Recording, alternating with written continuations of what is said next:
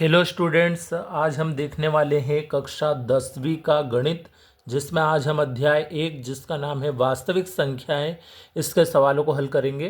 तो video start करने से पहले यदि आपने अभी तक हमारे चैनल को सब्सक्राइब नहीं किया है तो सब्सक्राइब कर ले और बेल आइकन को प्रेस कर दे ताकि आने वाले हर वीडियो का नोटिफिकेशन आपको प्राप्त हो सके। और वीडियो को अधिक से अधिक लाइक एवं शेयर जरूर करें। और अगर अभी तक आपने हमारे पिछले वीडियो नहीं देखे हैं तो डिस्क्रिप्शन में गणित की प्लेलिस्ट की लिंक दी गई है, वहाँ से आप वो सारे वीडियो देख सकते हैं। तो शुरू करते हैं आज का ये वीडियो। इसमें आज हम यहाँ पे प्रश्नावली 1.1 का प्रश्न नंबर 1 पढ़ने वाले हैं। सवाल दिया है, निम्नलिखित संख्याओं को अभाज्य गुणनखंडों के गुणनफल के रूप में व्यक्त कीजिए। अब पहली संख्या इसके अंदर दे रखी है 140। इस 140 को हमें क्या करना है? अभाज्य गुणनखंडों के गुणनफल के रूप में व्यक्त करना है। तो सबसे पहले तो हम इस 140 के अभाज्य गुणनखंड बनाएंगे यहाँ पे।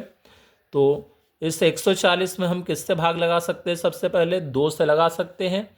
2 सती 14 और 0 ऐसा का ऐसा। फिर 2 से भाग अगर हम लगाएं 70 में तो कितना आ जाएगा हमारे पास यहाँ पे?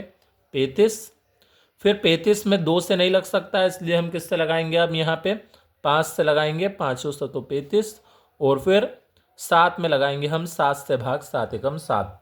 तो इस तरीके से 140 के ये अभाज्य गुणनखंड बन चुके हैं। अब हमें क्या करना है? इनको गुणनफल के रूप में व्यक्त करना है। तो गुणनफल मतलब गुणे में हम लिख लेते हैं इनको। तो 140 के लिए हमारे पास संख्या कौन कौन सी आई है? 2 गुणित 2 गुणित 5 गुणित 5। अगर कोई संख्या एक से अधिक बार आई हो तो उसे हम घातों के रूप में भी लिख देंगे। तो एक स्टेप हम यहाँ पे और बढ़ा लेते हैं।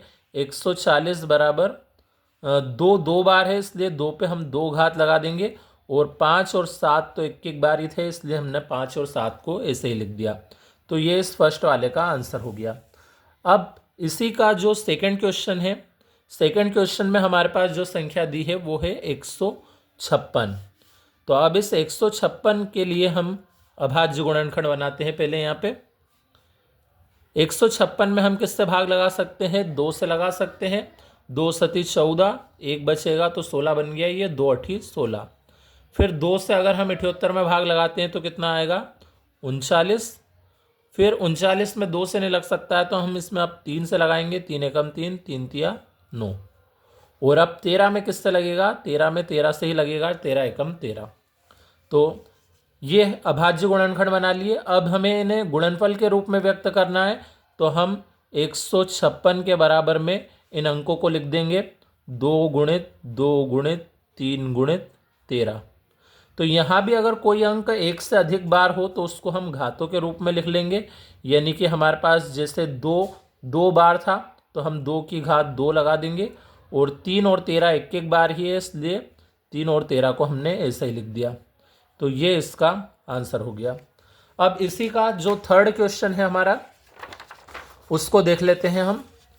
इसका जो थर्ड क्वेश्चन है उसमें संख्या हमारे पास दी है 3825।